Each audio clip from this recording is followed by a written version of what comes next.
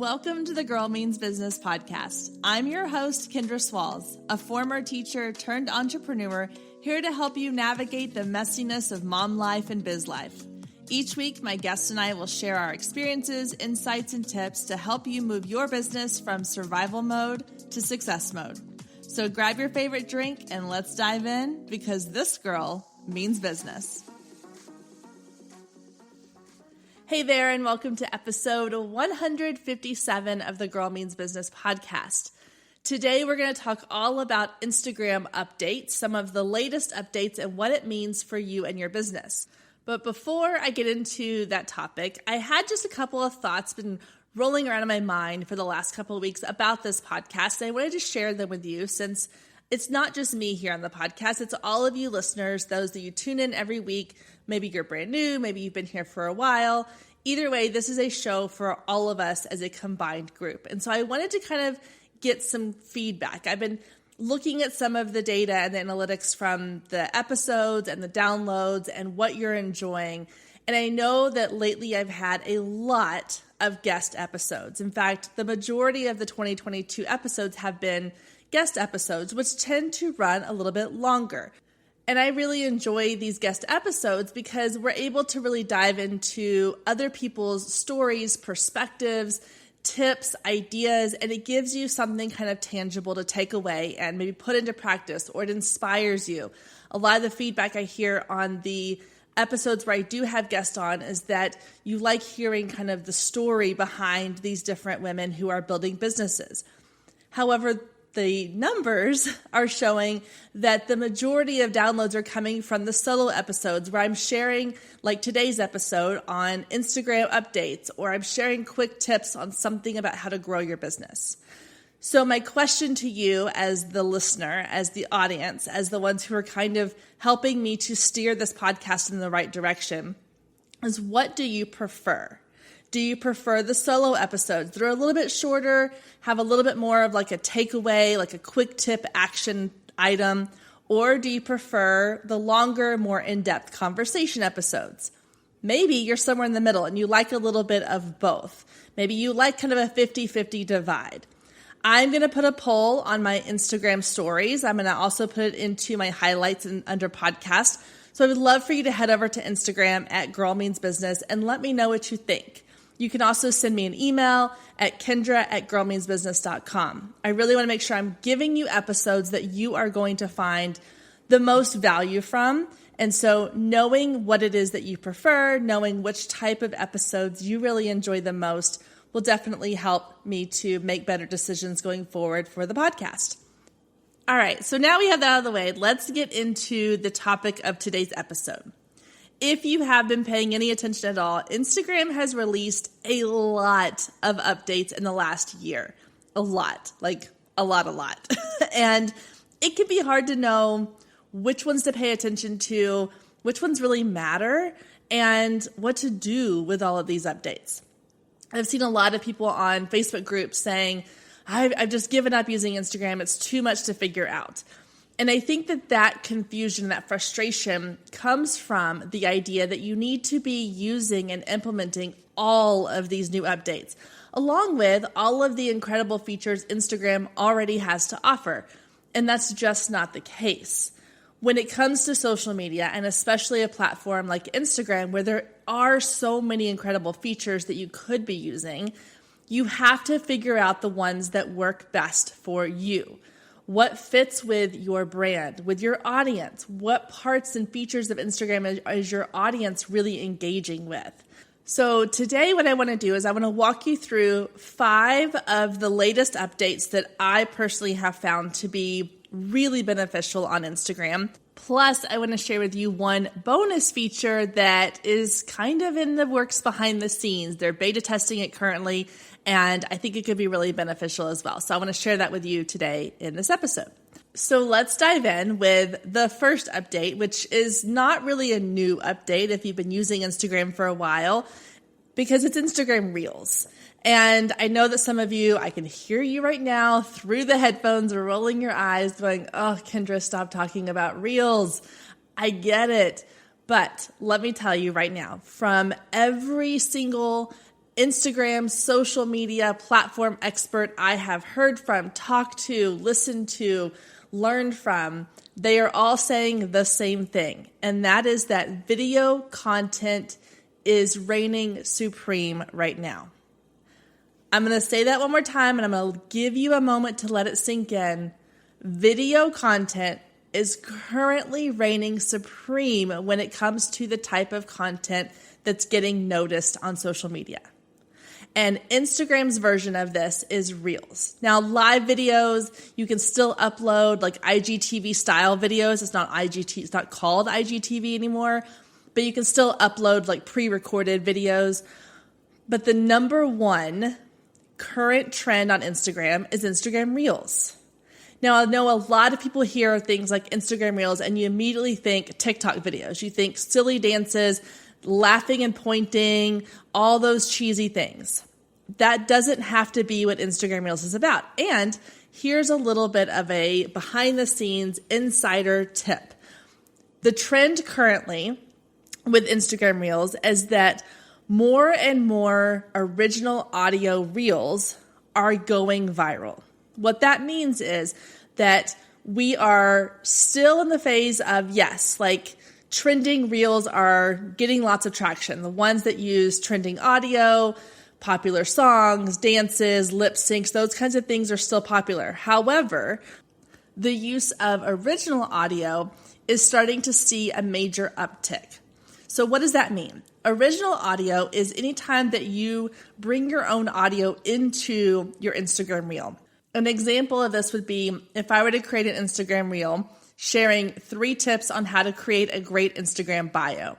It would be short, 30 seconds to 60 seconds at the max, but I'm giving something of value. I'm using my own voice, and it's my original content. So this is becoming one of the newest trends within this Instagram Reels update.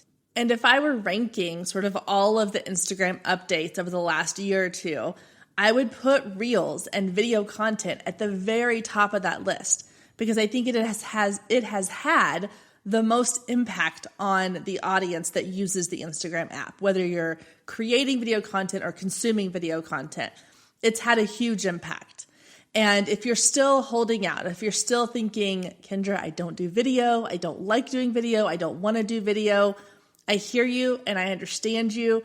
I'm just telling you that the future of Instagram marketing, the future of content marketing is leaning towards video.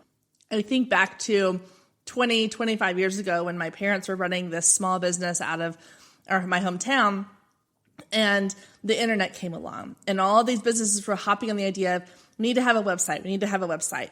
And my parents' business was so small and it was just this family run business that they were not all about flashy sales marketing techniques. They were tried and true, solid, foundational marketing pieces.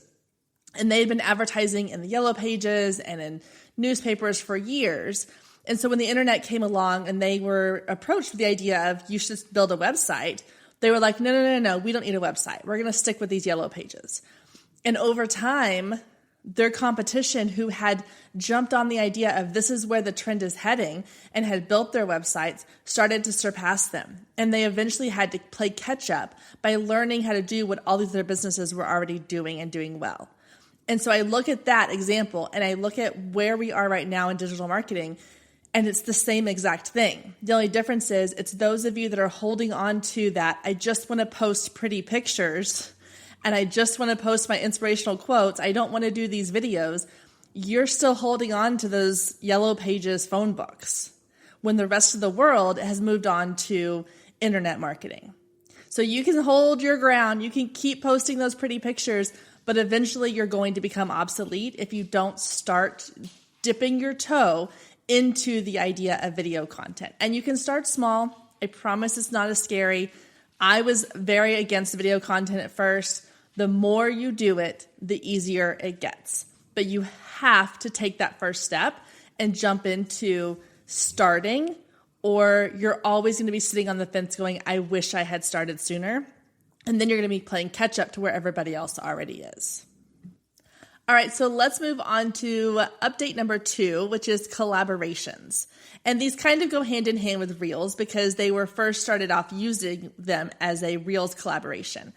What collaborations means is that I can say, hey, my friend Katie Brinkley, who does the Business Besties podcast, I can reach out to her and say, hey, Katie, let's collaborate on this post or on this reel. I'm going to create something and then I'm going to add you as a collaborator. And now it's going to show up on both of our feeds. So instead of us both having to post it out to our feed, it shows up on our feeds together as a collaboration. Now, this could be done as you working on a project together.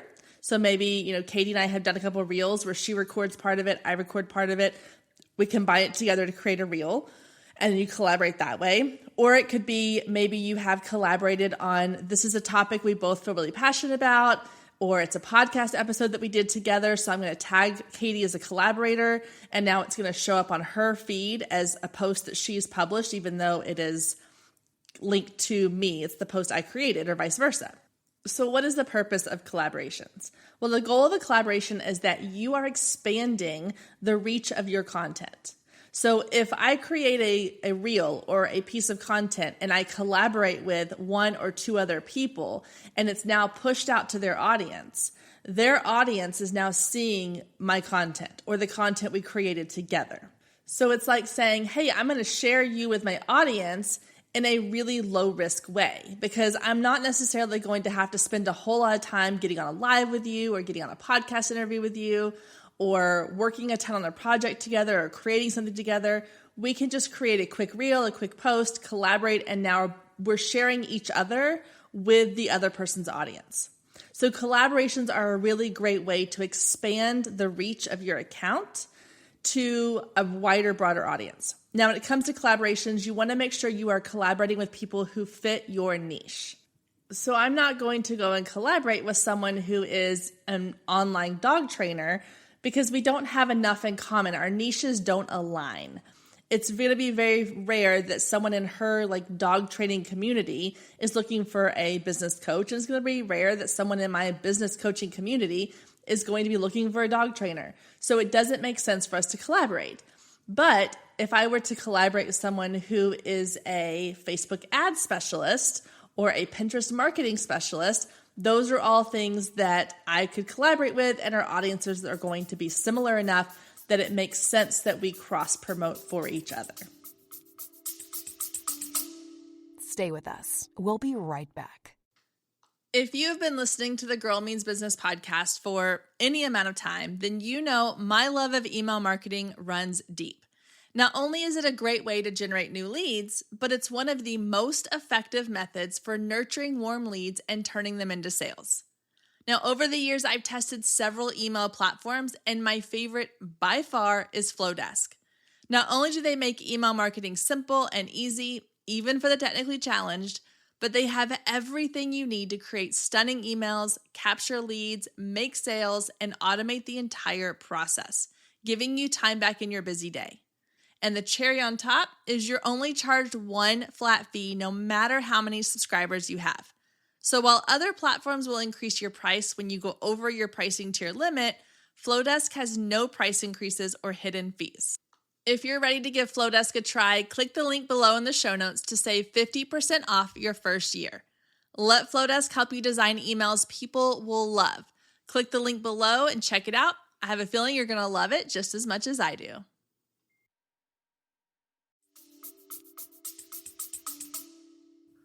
One question I get asked a lot on collaborations is, how is it different than tagging someone? So when you go to create a post and you tag somebody on that post, they are notified that you have tagged them, and it shows up in their tagged section of their feed, but they're not putting their name on that content. They're not saying that, hey, I approve of this content and I want to put it onto my own feed as well. When you are asking someone to collaborate with you, you are inviting them to then kind of put their name onto your content or the content you created together. So when you go to collaborate with someone, it's best to make sure that you've had a conversation with that person ahead of time so that you're not asking to collaborate with them when they don't know who you are or you're just trying to do it to get exposure. Make sure you're doing it with someone you have kind of a working, ongoing relationship with. Okay, update number 3 is easily one of my favorite updates Instagram has done to date, and that is to add the link sticker to everybody's stories. So in the past, you had to have that magical 10,000 followers in order to get the swipe up feature to where you could link to things in your Instagram stories, making it easy for somebody to like swipe up and go to a different site or a part of your website or a page or shop or whatever. And so what happened in that case, because you had this barrier to entry, you had to get that 10,000 followers, is you had people doing things like paying to buy followers just to get to that magical 10K number. And that's not a good look for Instagram. They didn't want people to feel like they had to buy followers to get there.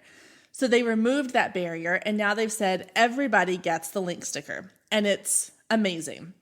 However, what a lot of people have found is that this magical, mystical link sticker that everybody thought was going to change their business isn't the magic piece that changes your business. It's super helpful. Don't get me wrong. I love it.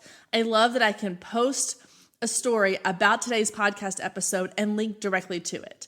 Or I can post about my Inbox Insider program and link directly to it. Or if another podcast that I'm a guest on, I share the link or I share the promotional material they've put out for our episode, I can link to it because it's not necessarily linked in my Instagram bio link. But with any new feature, there's a couple of best practices to keep in mind. So before you dive into just willy-nilly using your link sticker, keep in mind that when someone is clicking on that link sticker, it is taking them away from your Instagram page or your Instagram stories. So use it very wisely, use it very strategically, because you want to make sure that you're not posting a link and then you're posting 5 stories after that link that are really valuable stories, because then they're clicking that link and they're moving away from your stories. So you want to make sure that you have a very strategic plan. The other thing is, if every story you post has a link in it, people are going to become desensitized to it and they're not going to want to click that link anymore. So my best practice is that if you're going to post a link, you need to post a minimum of 2 to 3 stories before you share the link, explaining and talking about what it is you're about to share. And then on that final story, you can share the link. But you have to give people some context. You have to give them a little bit of a build up instead of just throwing up a random link and hoping people will click on it. Now, update number 4 is also a story sticker. It's called the Add Yours sticker. And this may be something that you have seen in stories. You maybe saw it in your stickers, but you didn't really know what it was, so you just kind of left it alone. So let me give you an example of what the Add Yours sticker is. And you may have seen this going around Instagram, but it will be someone will post a picture of their dog and they'll add the Add Yours sticker and they'll say, share the last photo you have of your pet. And then other people can click on it and share to their stories a picture of their pet with the Add Yours sticker that you have started. And it kind of creates this chain of people adding their photos. So when you click on the sticker inside of someone's stories, it's going to show you everybody's account that has added their photo to it. So the great thing about the Add Yours sticker is it's a really fun way to kind of see other accounts, to get seen by other accounts. And if you're the one who starts it, or you're the one who's early to the sticker, then you can get some really great exposure. Plus, it's just something fun. I think a lot of times on Instagram, we're so focused on the business side of it, especially obviously if you're using it for business, that we forget that it should still be fun. And it's a fun way to engage with other accounts. It's a fun way to post something that's maybe not necessarily business related, or you could do like a show me behind the scenes of your workspace, or show me the last back of your camera photo you took it as a photo shoot if you're a photographer. There's lots of things you can do kind of for your niche or your industry, but it can also just be a way to connect with people who maybe have something in common with you. All right, so I saved maybe the best for last, or maybe the worst for last. I'm not sure how you want to look at this one, but it is the thing that has been all over Instagram for the last couple of weeks, and that is the new Instagram feed options. So I have some thoughts on this, but first let me explain what the new feed options are. So in Instagram, when you log into your Instagram account, you have your home feed. So that's where you're able to see other people's content. You're scrolling through content of people that you follow, but the algorithm is also working its magic behind the scenes, and it is pushing content to your feed that it thinks you're going to want to see. So for example, on my feed, I follow a lot of people who are kind of experts in the business and marketing world. And so my feed is full of business and marketing content. So Instagram knows that that is content I'm interested in. It's going to show me content from accounts that it thinks that I will find enjoyable. Now, it also knows which accounts I engage with the most, and so it shows me their content above everybody else's. So if I have someone that I follow that I haven't really engaged with their content in 2 years, or maybe they're not posting a lot of content, I'm not going to see that person's content. And so I think this is where a lot of people get frustrated with the algorithm, is they're thinking, well, the algorithm is not showing my content to people. But here's the reality behind it, guys. The algorithm is not out to get us, okay? It's not. It's just not out to get us. That's not how it's designed. The algorithm is designed to make your experience as best as possible. It is designed to know and understand what you want before you even know you want it. So it is looking at all these data points, every story that you watch, every reel that you like, every post that you comment on, everything you do is calculated. And so when you open up your Instagram feed on that home feed, it is showing you a summary essentially of your own actions. So as a user, it's hard to get mad at the algorithm because in a way we control the algorithm.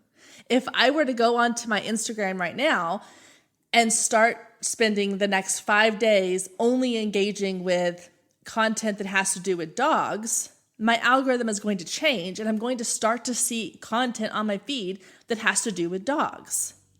So as a user, if you're not seeing content that you want on your home feed, then take a look at what content you are engaging with. What are you telling the algorithm about yourself?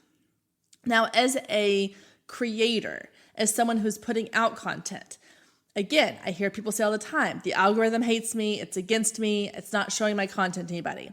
But here's the thing, guys, you have to create content that people want to engage with so that they engage with it, and now it's part of their algorithm. Do you see how it's all kind of this cyclical thing? So when someone says, the algorithm is against me, it kind of triggers a little bit of something inside me because it's not the algorithm. It's your content. If you don't have content that people want to engage with and are continually engaged with, or you're not putting out enough content for people to engage with, then their algorithm isn't going to know you exist. And that's why you're not getting seen. So I know it's a little dose of harsh reality there, and I threw that in there with my feed update, but it's just one of those things that kind of irks me, and I can't stand when people say like, oh, it's the algorithm, it's the algorithm. It's not the algorithm, okay? We control the algorithm with our actions. The algorithm is just reflecting back to us what we have already told it we like or want. If you're not creating content that people like or want, then yeah, they're not going to be shown your content. That's just how it works. So let's talk about the other two feed options. Now, when you log into Instagram, the default feed is always going to be that home feed. Okay, so people are going to log in, they're going to automatically see the home feed. I predict most people are going to continue to use the home feed and just scroll through as they normally would. It's also the only feed that shows you Instagram stories. Now, if you choose to select one of the other two feeds, which are two chronological feeds, so you have favorites and you have following. So let's talk about following first. If someone were to select the following feed, what they would have to do is they have to log into Instagram. They have to click on the little Instagram title, and it will show a drop down that shows following and favorites, and they have to choose which one they want to scroll through. If they choose following, it's going to give them a home feed essentially of everyone they follow in chronological order of who posted the last. So here's the thing with the following list. This is the one I see people probably using second most to the home feed because there's a lot of people who have obviously said they want this. That's why Instagram has done this. But in order to see who you're following, it's only going to show you that. It will still show a mix of, every type of content. So whether it's a reel, a static post, a carousel, but it will be done based on the order which people have posted. Now, here's the problem I see with the following feed and also sort of the favorites feed. People have said for years, bring back the chronological feed. This is what we want. But I question how much we really want that. Because what happens when you post your content at 9:30 a.m., but your audience isn't on the internet, isn't on Instagram until 2 o'clock in the afternoon? Your content is so far down their chronological list that they're never going to see it. And that means they're going to engage even less with your content. So that means you have to be posting more content to get seen. So those people that are using that following feed, which that's fine, go use the following feed. It just means you have to really know your audience. You have to know when they're spending time on the app, when's the optimal time to post, and you have to be posting multiple times a day. So that's going to be a little bit of a challenge. And I honestly think that as much as people think they want the following feed, they're going to end up going back to the home feed because they're missing out on people's content. So I'm going to use Katie as an example again. So if I'm following Katie and I go to my following feed and she doesn't post until 4 o'clock in the afternoon, but I'm on my feed on my app at 3 o'clock, I don't see her content. So I assume she hasn't posted today. I log off the app. I don't check it again for a couple hours till my kids are in bed. By that time, her content is way down the list because it's already been several hours later. I'm never going to see her content. I'm going to engage less with her content. And now the algorithm now thinks that I no longer want to engage with her content. However, had I been on my home feed where the algorithm knows that Katie is someone that I like to engage with, someone that I engage with all of her content, it doesn't matter what time she posts, I'm going to see her content on my feed. So that's where all these people who have said, and maybe you're one of the ones who have said it, they've said, the algorithm is bad, give us chronological order. I think they're going to realize pretty quickly that they really don't want chronological order. Or maybe they do for a short period of time, but they want to go back to that home feed pretty often as well. So the third feed option is favorites. And what favorites does is it's kind of like, I gave the example before of, it's like the MySpace top 8. If you don't know what I'm talking about, you're probably too young to be here, but that's fine. So it's you telling Instagram, these are the up to 50 accounts that I want to see content from the most. So I would go into, again with Katie, she's someone I want to see content from. I'm going to add her to my favorites list. That means I have to manually go into her page, her Instagram account. I'm going to click on the following button. It's going to give me a list and it's going to say add to favorites. I select that. It puts a little star on her feed for me. So when I click on my favorites list, I will now see her content again in chronological order.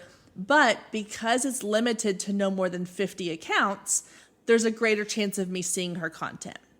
So this could be a great feed for someone who's like, hey, the algorithm feed is fine, but sometimes I just want to see the content from these certain people. Maybe it's your family, your best friends, people you're in a networking group with, your clients, whatever. You can go and add them to your favorites list. It doesn't tell them that they've been added to the favorites list. It's kind of like the close friends list within Instagram as well. It doesn't tell them that they're on that list, and you can add them or remove them at any time. But it is a great way to kind of filter down who you're seeing content from. So as a creator on Instagram, 2 things I would recommend encouraging your audience to do.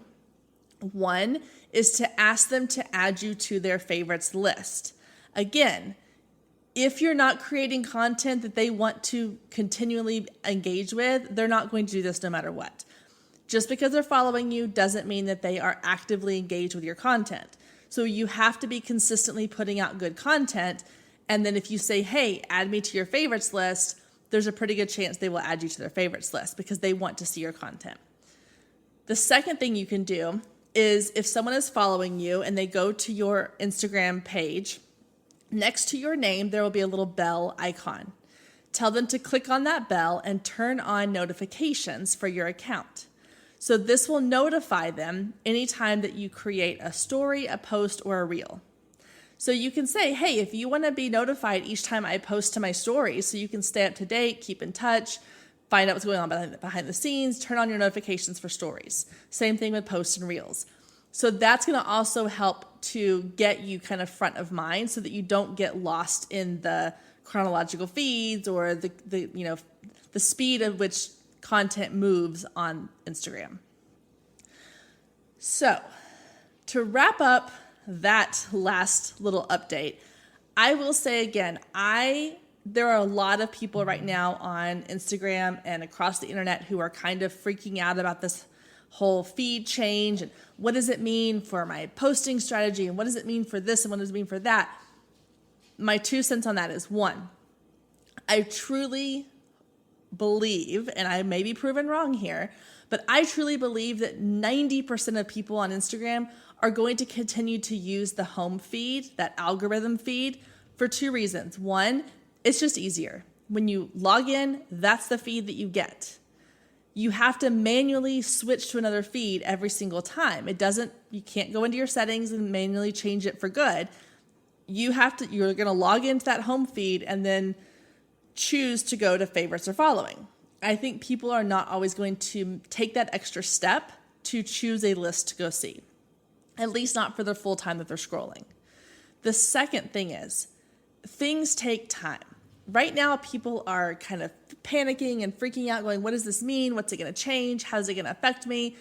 We don't know the answers to those things yet. So there's a lot of people on Instagram going, here's what you need to do in order to make sure your content gets seen and make sure that you aren't getting lost in the chronological feed. That's fine, but sometimes it's okay to just kind of let the dust settle and see where things land. I put out a poll on my Instagram stories recently and I asked, which feed do you think that you'll use the most? The majority of people still said the home feed. So I personally am not going to let it stress me out. I'm not going to make a ton of changes to how I do my content until I get a little bit more information on how this is impacting accounts or how people are actually engaging and using these different feeds. So if you're someone who's like, I don't know what to think about this, just let the dust settle a little bit and see where it lands.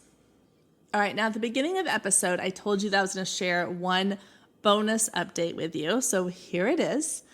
Right now, Instagram is beta testing with multiple accounts a new update called subscriptions. Now, what this is it is a way, kind of like Patreon, if you're familiar with Patreon, where you can pay for different subscriptions to get exclusive content from people. But they're taking that concept and putting it directly into Instagram.